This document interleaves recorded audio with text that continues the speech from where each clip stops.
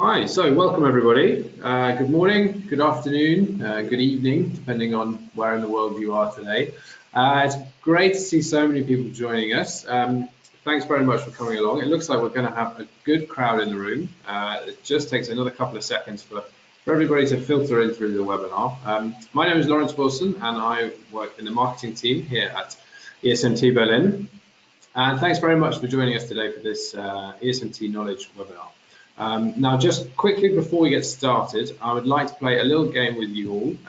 If you could, in the chat or in the questions box on the right-hand side, if you could write down the country that you're dialing in from today. So it just gives us an opportunity to see who's in the room, see how international everybody is, and also means we can test the technology to make sure that you can all hear us.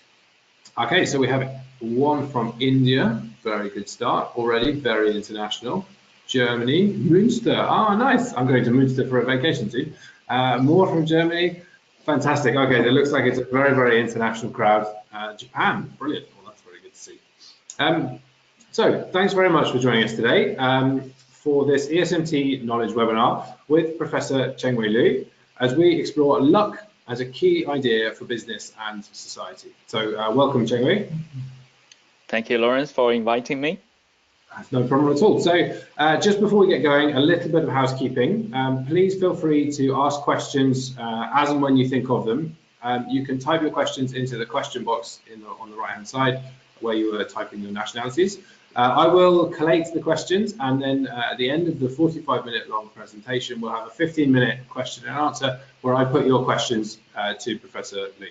So if that's clear enough, I think that's everything from my side. So without further ado, I'd like to hand over to Professor Chengwei Liu. Great. Thank you so much, Lawrence. And thanks again for joining us to discuss this fascinating topic on luck, right? So the topic for today is, let's think about exceptional successes, exceptional performance. Should we attribute that to skill, or should we attribute that to luck, for example? So let's kick off this thought experiment or discussion through an example. Here we have two cases. On the left-hand side, we have England Patriot. What they did in 2007, season 2007, is that they won 100% of the games in that season. And on the right-hand side, we have Chicago Bulls. What they did in season 95-96 is the cross year, but it's still one season. Then they won 88% of the game in that season. So if I ask you, which performance? Both are pretty exceptional, but which one is more impressive? So what's your answer?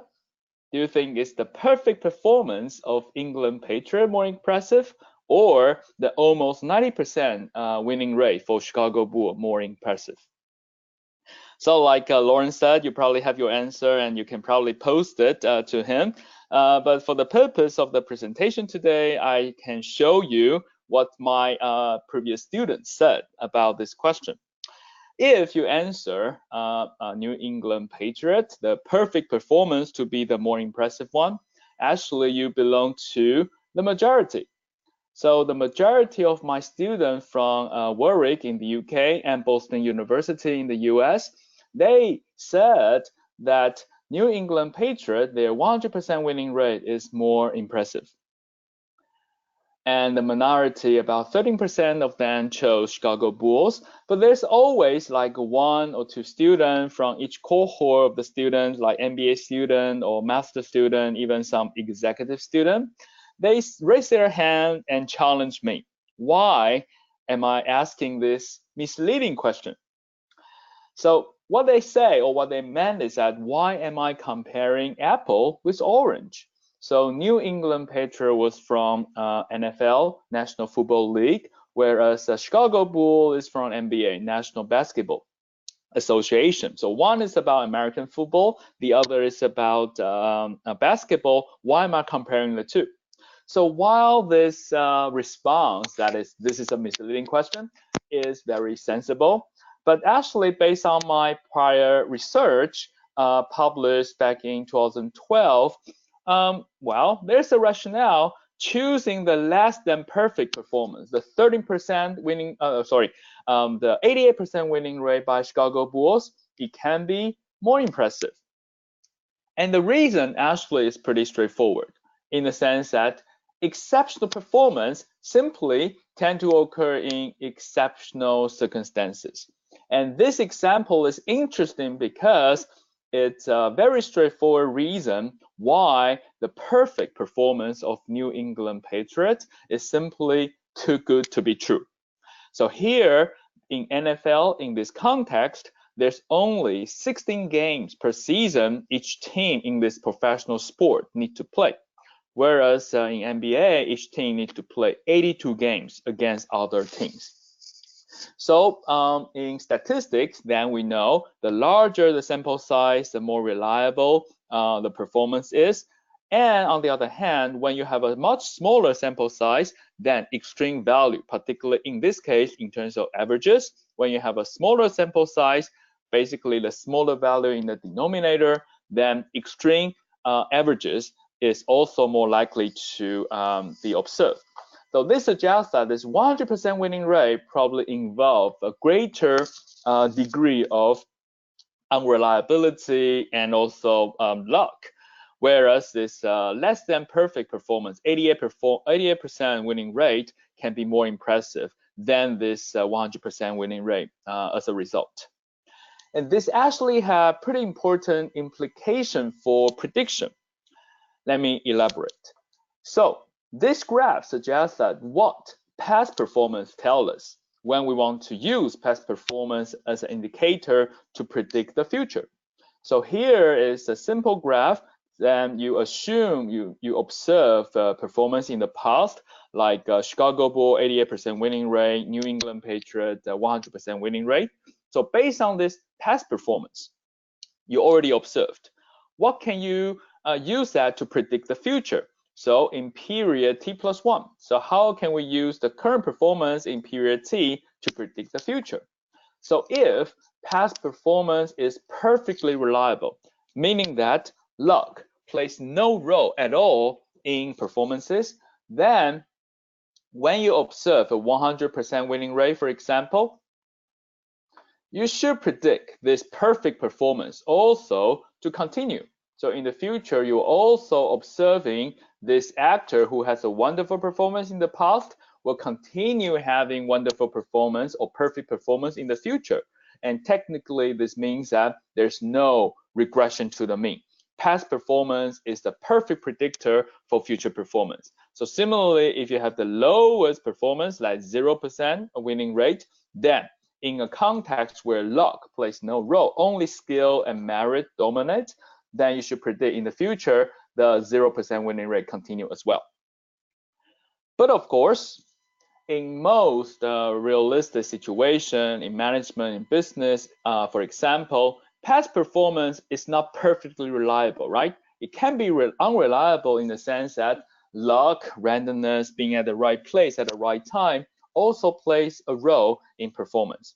Then you should observe regression to the mean, in the sense that when you observe this performance in period T, like again 100% winning rate like New England Patriots, then in the future you should observe a less extreme performance, regressing downward to the mean in the future.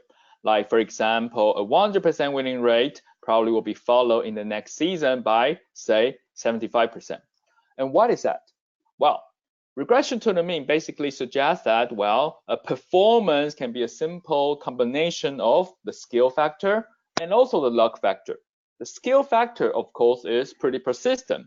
What you have now, your skill, your knowledge in period T will continue to enable you to have a corresponding performance in period T+1. However, the luck factor will not be persistent. So when you have a very high performance, like 100% winning rate, it probably say that you're very good, you have a higher expected level of skill, but also a higher level of good luck. But by definition, since luck is not going to be persistent, so your very extremely high performance will be followed by a lower performance in the future, regressing downward to the mean. And also, if you observe a very low performance, then it should be followed by a higher performance in the future, regressing upward to the mean. And of course, this flat line just suggests a very extreme case. If you're observing performance in a context where performance is dominated or determined entirely by luck, then no matter what you observe in the past, then you should always predict the future performance to be the mean value. One abstract example when people talk about this, of course, is like rolling a die. So rolling a die is one of this game of chance, right? So there's no skill involved. It's determined totally by randomness. And there's 6 possible outcomes, 1 to 6. So no matter what the performance you observe in period T, like between 1 to 6, it tells you nothing about the value for the next row. It can be, again, 1 to 6, determined by randomness. But of course, if you want to predict that, then this extreme regression to the mean will suggest the average value of all possible outcomes, in this case 1 to 6, so probably around 3.5. So this is a typical understanding of how do you use past performance to predict the future, and then regression to the mean is a very important concept you have to take into account.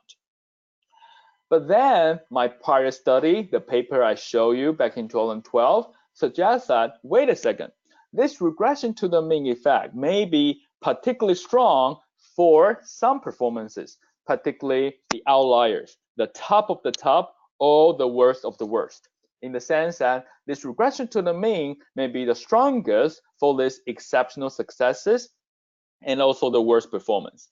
But let's focus on the top performance for now. So in this case, both exceptional performances for New England Patriot, the 100% winning rate, and also the New England Patriot, their 88% winning rate, what happened in the next season, both of them regress downward to the mean. But the more unreliable one, this one, New England Patriot, because the smaller sample size, the regression to the mean is much greater. And to such an extent that actually create this less is more effect. So the top performer you observe now, actually their future performance can be systematically worse than, say, the second best. And this suggests a lot of ideas about who we should reward, who should we imitate and benchmark need to be modified, right? Because learning and copying the best practices of the top performer can lead to systematic mistakes and disappointment when you observe this kind of less is more effect. And of course, you can say the sport example we just talked about is anecdotal, right? There's no systematic evidence. It's just like samples of 2. Fair enough. As exactly my current research try to go beyond this anecdotal example and systematically collect evidence from many domains, from entertainment like Billboard, movie box office, innovation like journal citation data, patent citation data, auto racing. If you're interested in Formula 1, NASCAR, this will be pretty fun also. And also business like growth rate and profitability. And then together is millions of the data points. So probably it's not yet like the big data, but at least I would say it's not quite small. So it can tell us a lot about when this less is more happen and when it does not. But of course, we only have like 45 minutes today, so we won't be able to talk all the data, but I'll be focusing on just one of them. So we'll talk about the Billboard data in the music industry, and I hope you'll find that interesting. But of course, before I elaborate what I did using the music data, I think it's useful to think about what's the motivation? Why knowing this less is more effect can be interesting? Well, one way to think about it is that less is more effect actually suggests this rank reversal. The top is systematically worse than their lower performing counterpart. So you should actually forget about this top performer, ignore the stars, and actually go for the second best. But this is really difficult for many people. Usually people believe higher performance are better and their future performance will be continue being great. So if you can use data and find some of this rank reversal or less is more effect, it suggests, well, your rivals, they will continue making all these mistakes. They will have false expectation. They will misprice all this star. They're basically rewarding this star people, star firms for their luck. And then, good news for you, arbitrage opportunity, because you can exploit or arbitrage this mispricing, the mistakes by your rivals, isn't it? This is bad news for them, but now you learn all the theory and the way to search for this type of opportunity. Good news for you. And this is my recent paper in Academy of Management Review. How do you search for this type of opportunity? I call it behavioral opportunity or arbitrage opportunity from others' mistake. And this paper will focus on a particular bias, the misattribution of luck, or how people are systematically fooled by randomness. So now let's take a look at a very concrete example, the Billboard data. So Billboard data basically is from the music industry. So in the US, they have this hot 100 singles by various musicians on a weekly basis. And the way I collect and analyze the data is almost identical to what I show you using this framework about the association between past performance and future performance. So this data is the musician and their single between 1980 to 2008. The current performance is for a musician where they have a single that is among the top 100. This is their current performance. And then here's the future performance, right? So this is the union analysis here is that for the same musician, what happened to their next single? What should we predict for their next single based on the current performance? Okay, so the musician, they have a current single between this the highest performance, like top 10, or the lowest performance in this top 100 is close to 100. And based on that observation, how do we predict what happened to their next single?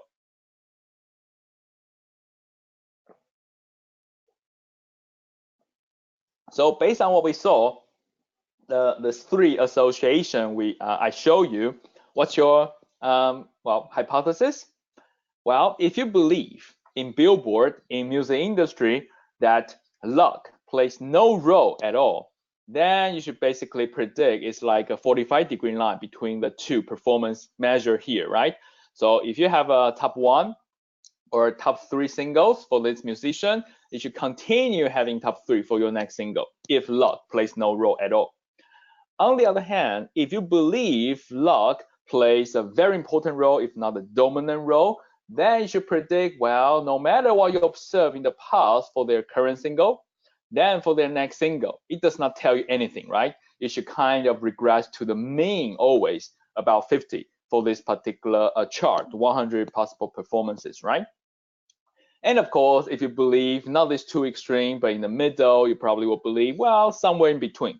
Higher performance will continue being higher, but probably regress downward to the mean. And of course, there's a possibility to have a non-monotonicity we show, right? So think about it, and I'll show you the result in, say, 10 seconds.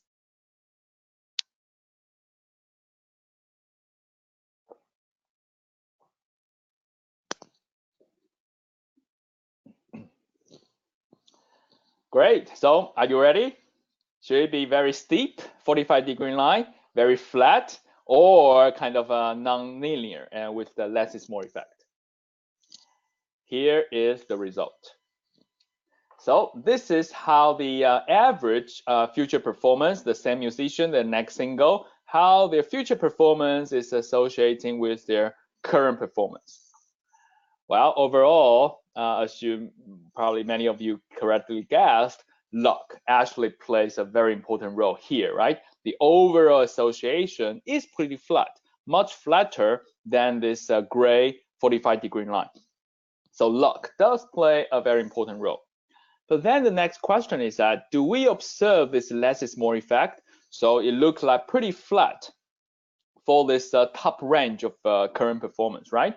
But is it implying a negative association? So I already did the hard work for you. So we use some latest technique for testing this, the so-called two-line test.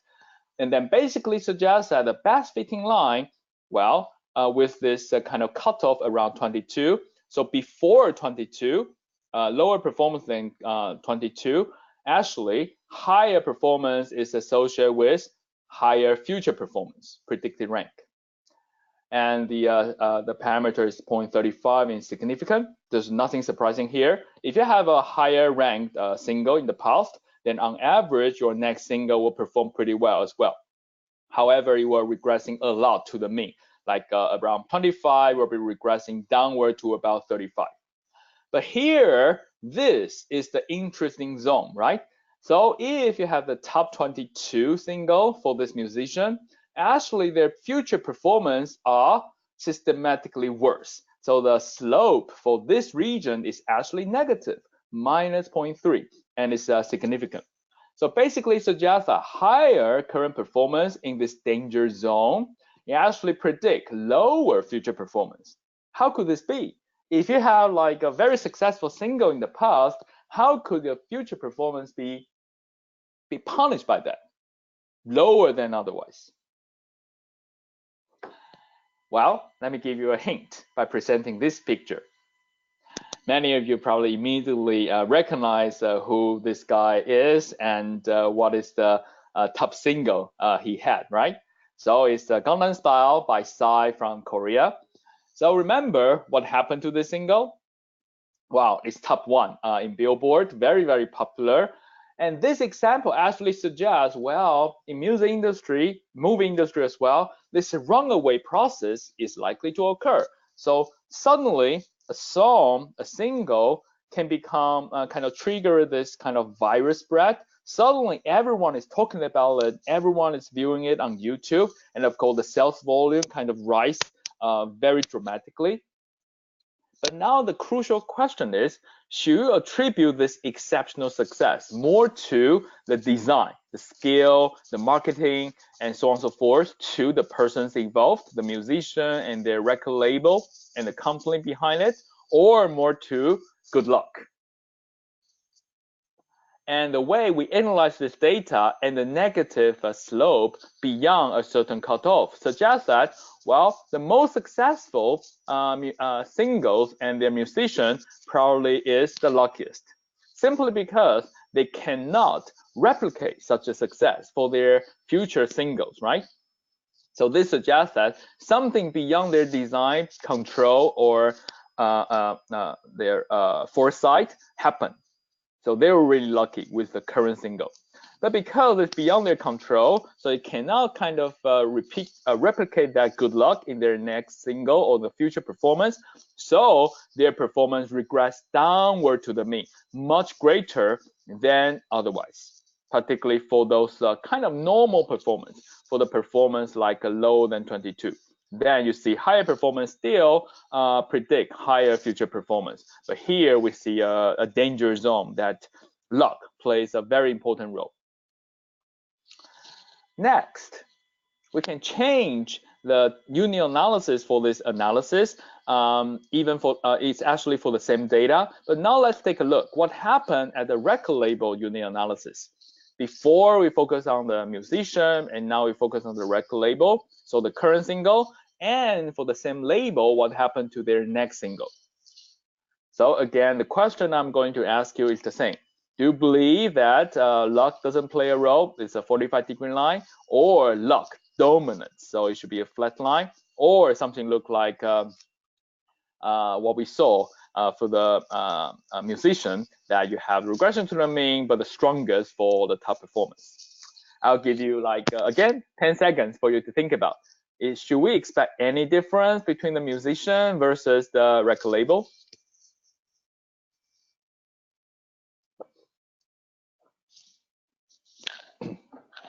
Well, okay, I hope you have your answer, and here is the result.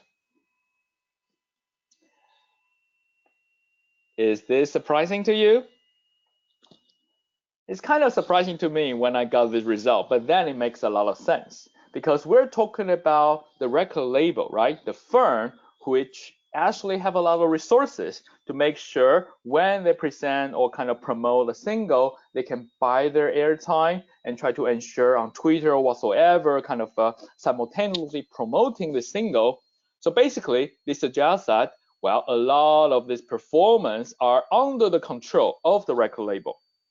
But this result suggests that, well, this logic only holds for normal range of performance. So in the normal range of performance, like lower performance than say 20, then higher performance indicate higher performance, and this association is much closer to the 45-degree line, meaning that luck plays some role, but not too important. The record label can kind of control the performance of their single. It's within their control, so their future performance are strongly associated with their current performance. Regression to the mean occurs, but not so much, particularly compared to the level analysis for the musician we saw before.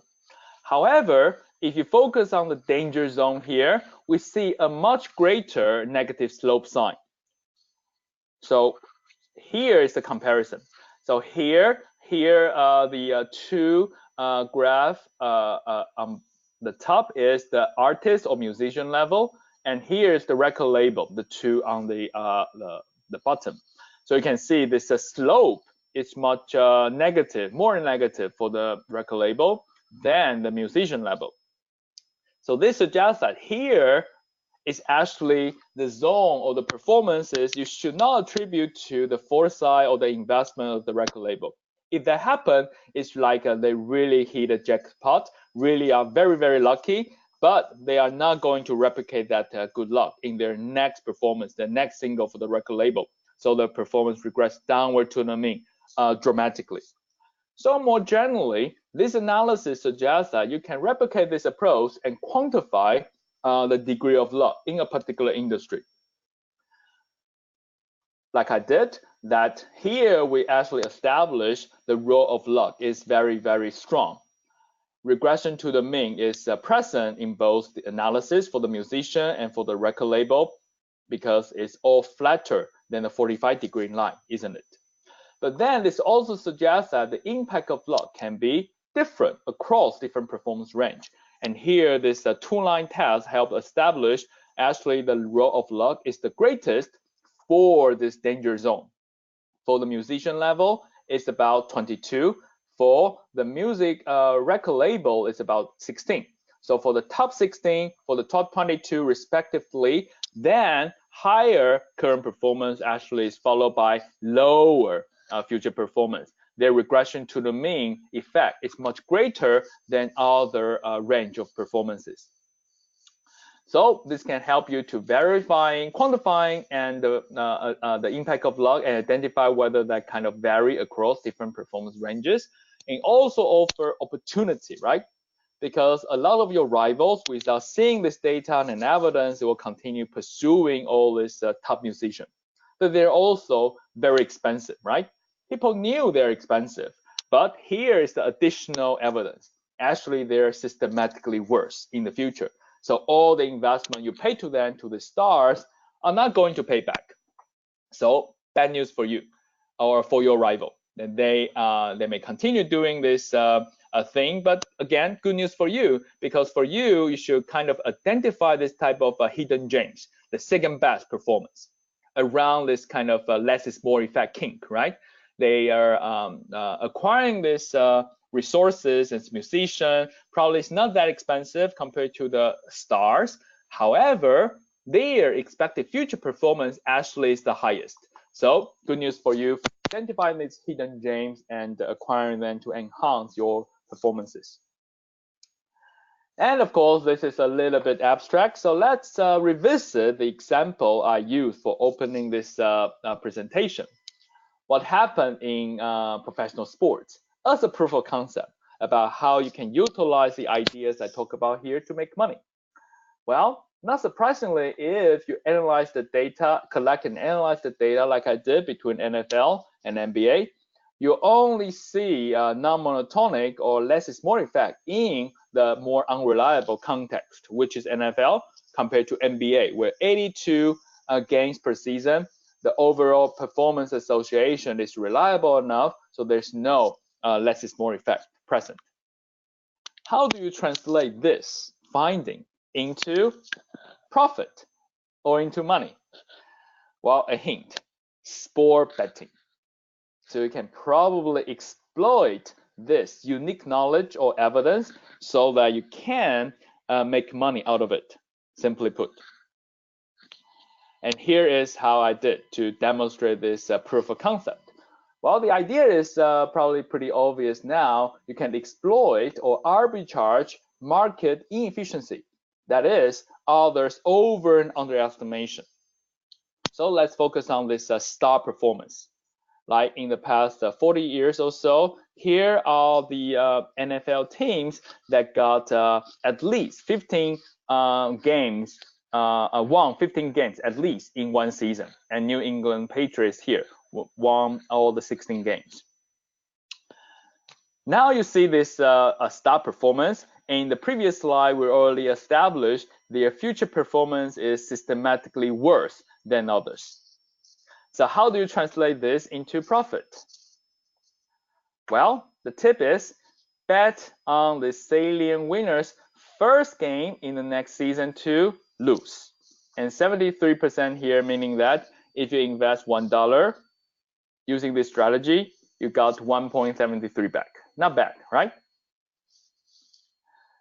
And of course, I also examine many different portfolio, and this first game is really important. And theoretically, this is not surprising, right? Because after the first game, I mean the second game, the third game, then people or the sport bettors, they actually kind of update their estimation about how good this game, how good this team in this season really is. So the market become more efficient and there's no opportunity. However, for the first game, they don't have much knowledge. They have to estimate, but they're more likely to anchor on what happened in the last season, which they already got the exceptional performance. So this may make this bias the greater for the first game in a season. And this also offer overestimation and hence your opportunity. And here is something even better. So if you can, you now know a theory, you can replicate what I did. For example, you can focus on those salient losers, right?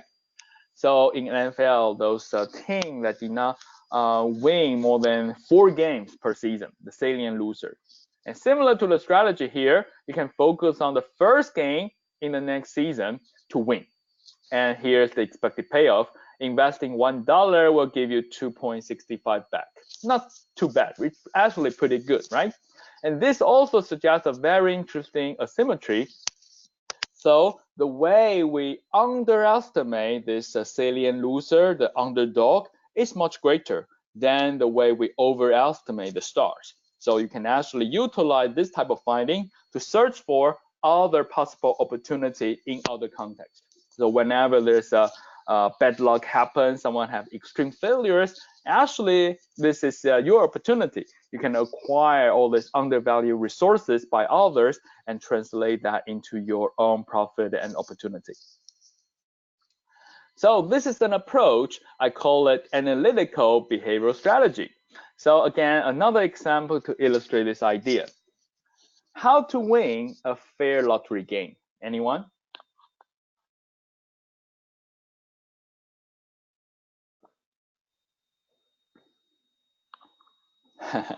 Well, you may have your answer, and we can discuss, of course, if you post to Lawrence. But as I think one fair answer is, if you have a chance to decide whether to play a fair lottery game, the answer should be no. Because the fair lottery game suggests that the expected payoff, expected payoff is 0, and if you consider the possible charity purpose, it can be negative. So if you're rational, then you should not engage in a lottery game, even if it's fair. That's why this is important. If you have to play a fair lottery game, is there any strategy that can enable you to have a higher expected payoff so that you want to play? Well, here's the tip. If you have to play, always pick a number greater than 31. Anyone get what could be the rationale behind that? It turns out, if you look at the data, the distribution of people's lottery number choice, say between 1 to 48, the typical range of a lottery number, Then for 1 to 31, it's almost like more popular than it should. People choose all this number much more frequent than this larger number between 32 to 48. And now you can think about some reason, right? Well, you can say it's superstitious learning or do not understand probability theory, in the sense that people believe if they choose their birthday, the birth month, they're more likely to win, either their own or the meaningful ones. But this means that, well, if you're talking about a fair lottery game, where the presence of all these numbers should be equally likely, right? Then it means that this number between 1 to 31 is overrated, and the number greater than 31 is underrated. Then, given this theory and knowledge, you can enhance your expected payoff by doing the opposite, doing the contrarian thing, by acting against the crowd, choosing this number greater than 31. Let me make it very clear. This strategy will not enhance your probability of winning this fair lottery game. But if you're lucky enough to win, you don't have to share with others, or you have to share with fewer rivals who also won. So this is how you enhance the expected payoff of engaging this game, right? If you have to play. So this is why I call it analytical behavioral strategy, because to search for opportunity like this from others' mistakes, you do need to engage, for example, behavioral science, understand how other people making all these biases, fall by randomness, and so on and so forth. And social science can also help you, like if you understand different culture, you can do better than what I said. Like if you're in Chinese culture, like where I'm from, Taiwan, and many people kind of avoid number 4 in their number choice, because in Chinese, this pronunciation of number 4 is similar to death, so people don't like it to choose it. And also in Western culture, you can connect to number 13, right? So it's a symbol of bad luck. So then you can actually verify them using data and see whether 31 greater than 31 or 4 or 13, they are indeed other numbers being underestimated. If indeed the case, then you can utilize this opportunity, right? Utilize all this knowledge to see what others people fail to see and do what others fail to do, and translate that into your advantage. So, but this requires you to understand the behavioral sciences and social sciences, and then also collect systematic evidence, being analytical, to examine all these hypotheses implied by the behavioral science. So this is what I call analytical behavioral strategy. Great. So to conclude my part of the presentation, well, you can say, wow, what about all this conventional wisdom of luck people have been talking about? Like chance favor the prepared mind. If you work harder, you get luckier. Well, if you're talking about poor to good or normal range of performances, I totally agree. This is the range where skill, effort, greed, whatsoever matters much more than luck. However, if you're talking about these outliers, very exceptional performance, or you want to move from good to great, I would say being at the right place and the right time is so important that it overwhelms the role of skill and effort. And this is where high performance do not indicate high skill, merit, or whatsoever, and can indicate systematically lower performance. And this is where the unconventional wisdom of luck, like the less is more effect, and you should focus not on the top performer, but the second best. This is where this unconventional wisdom holds for this extreme performance range. However, this is pretty difficult, right? If you look at many organizations and also media, the focus is still on this top of the top, the most successful, and so on and so forth. However, if you continue kind of paying attention to the top performer, rewarding them, it's as if you're rewarding them for their good luck. And it's not good for social inequality and many other social dynamics. So based on the unconventional wisdom of luck, we should focus more on this, well, you can call it second best, but you now know my analytical strategy. So it's really collect the evidence and identify this type of less is more effect. And you should focus on these actors whose less than perfect or extreme, less extreme performance actually indicate a more reliable indicator of their superior merit and skill, and also the highest expected future performance. So we should focus on them. Nevertheless, you'll continue seeing like a book like this, teaching people how to move from good to great, but this is really problematic, isn't it? So this is one of the best sellers in management, teaching people how to move from good to great. But if you look at what happened to this company featuring this book, actually many of them, after they move from good to great, what happened afterwards is, again, regress downward to the mean dramatically. In fact, it's so extreme that 1/3 of the firms featured in this book, good to great, actually went bankrupted. It's not existing anymore within 5 years of the publication. So moving from good to great and focus on this exceptional performance is pretty risky and dangerous. So this suggests that we should really focus on this range of performance, how to move from poor to good, right? So someone should probably write a book like this. Well, from incompetent to okay. But if I write a book like this, are you going to buy a copy? I'm not sure. So that's the challenge. Our intuition and so on and so forth kind of persuade us this is the region we should focus on. But actually, this is a very dangerous zone that can lead us to systematic mistakes. This said, I do have a book. It's now available on Amazon and many bookstores on elaborating some of these ideas. So it's not the title I showed you in the last slide, obviously. But if you're interested, I'll be very grateful if you take a look and we can discuss more of these ideas that this talk today is based on.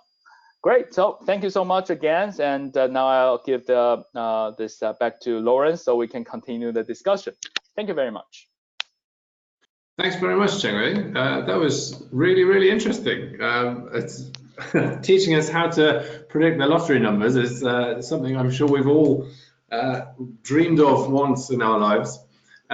Yeah, that was brilliant. Thanks so much. So before we get going with questions, just to let everybody know that if you do have a question for Chengwei, you can post it in the questions box on your right-hand side. And please don't ask him what next week's lottery numbers are going to be. I have one just to kick us off. So you mentioned that in your research, you're sort of expanding around bigger data, if not quite huge data. Do you think that there are companies out there in the world who are utilizing very, very large amounts of data to look into this in an even more in-depth sense? Yeah, that's certainly likely. And so many of the theories about behavioral science, about decision biases, people have known it for a long time, if not like more than 40 years. But then like the analytical behavioral strategy are highlighted here, you do need to collect evidence to verify and examine your hypothesis. So having high quality data is very important. But now the question is that high quality data does not equate to big data. So a lot of people talk about big data, a gigantic volume of data, but actually I have another project talking about how bigger data actually can lead to bigger mistake, because some of the data people collected may actually be polluted in the first place. So this is like the usual like a garbage in, garbage out process. So really kind of sanitizing the data, recognizing what is the right data to collect is actually very important. And that's one of the purpose for my current project, collecting all this data from different fields and then comparing the pattern and examining their causal mechanism. That's pretty essential before trying to capture these possible opportunities. Absolutely. And so what constitutes, in your opinion, sort of appropriate data and non-appropriate data? How do you separate the two?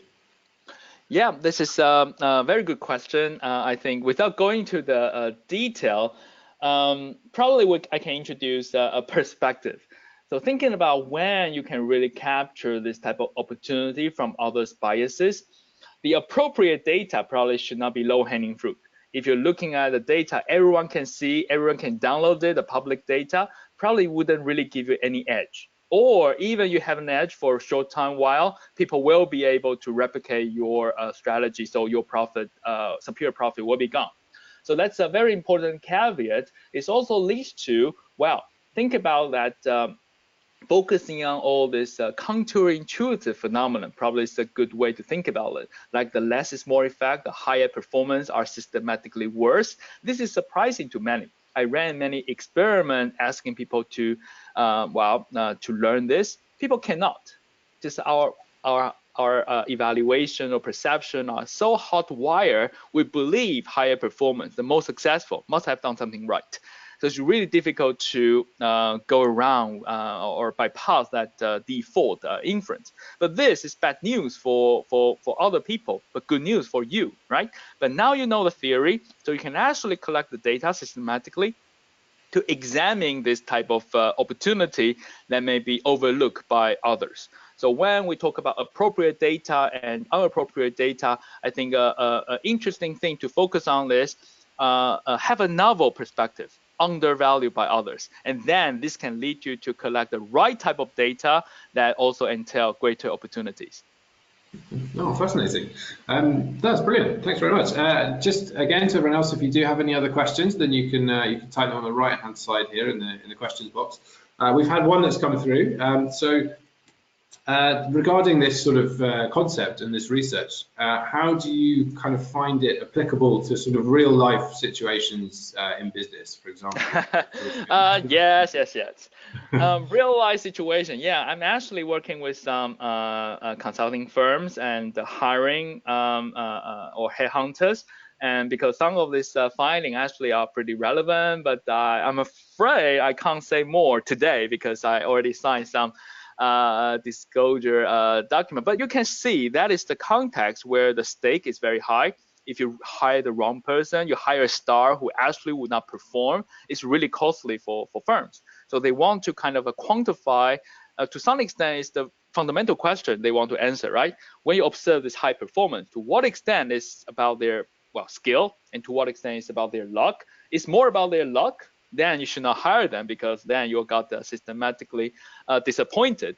So definitely I can say it's very relevant, and some companies are kind of utilizing this approach, and we're working with them. But for the data and the idea, I can share. I hope the presentation today already suggests some approaches. Like professional sport, there's a lot of data with the perspective we're talking about today. You can extend that to other sport you're interested in. I think quite a few of my MBA students, when they learn this idea, and they also happen to be a soccer fan or football fan, they're really excited. They actually already gave me some ideas about they're making money out of this knowledge. But I should not encourage gambling. It's about illustrating this approach is not totally unrealistic. It's can be translated to money, for example. Absolutely, I think it's absolutely fascinating, the idea that you can sort of gain this. That's another sort of question that we've had come through actually. So specifically in relation to gambling, do you think that this is something that large gambling companies have kind of cottoned onto a little bit, or do you think that there are still opportunities where they haven't quite caught up? Yes, one important caveat of the gambling example is that the most reliable strategy in this industry is to be the house, because it's impossible for individual like us to beat the house. They are more resourceful just simply because they have more money, more resources, and less likely to kind of go bankrupt compared to us as individual. They are more likely to continue winning compared to individuals. So if you have a chance, or if you have a choice to be the house, become the house. But if you are the individual, I think my best advice is that don't try to beat the house, because you can't. It's really difficult. Unless you have a very kind of robust and interesting, overlooked perspective, and then you can collect data to verify that, then you can try. But the many story goes like this. Many mathematicians actually they came up with some strategy. They went to Las Vegas and they make some money. But after a while, those casinos recognize this, and then they're kind of being kicked out. So that is the industry that you should not engage. Probably like the human resource labor market in business, there are more opportunity than casino. Casino is a great illustration of gambling industry for my purpose here. But in general, that is the industry wants to kind of make money out of some of this biases, opportunity. It's very likely to be arbitrage away very quickly, like the stock market also. I think it's a very positive message there. Don't try and beat the house. Absolutely. But as you mentioned, sort of applying it to other industries, we've had a couple of other questions that have come through, specifically around the stock market and whether this is an appropriate technique to use when analysing sort of potential business success. Yes. Some of this idea, of course, is inspired by finding in behavioral finance. So I have been studying all this overreaction from traders. Well, behavioral finance people actually call them the noise trader. So they overreact to all this noise in the market, like there's a news, unexpected news, and what the noise trader tend to do is overreact. The price either is too high or too low, depending on it's positive or negative. And then what they found is that rational traders, has been exploiting this opportunity for decades. So a lot of ideas kind of came from behavioral finance finding, but it's not that straightforward.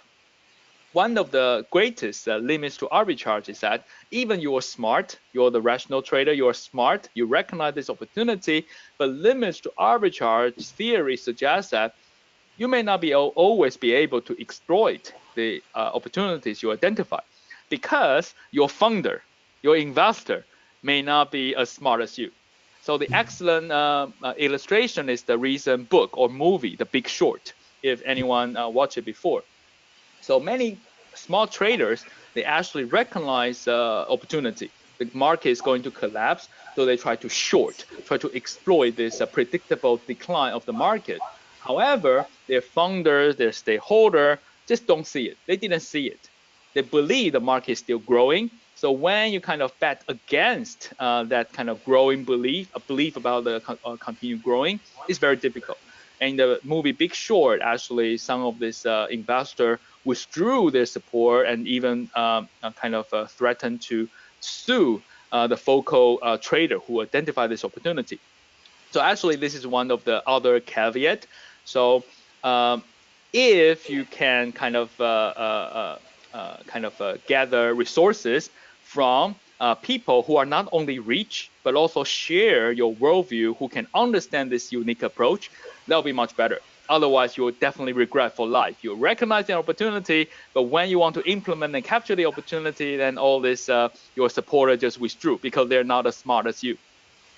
Absolutely makes sense, and I think that's probably a very useful application for this, as Shuang has pointed out in the questions, that it's almost like a method of convincing other people that your sort of hunches are grounded in fact.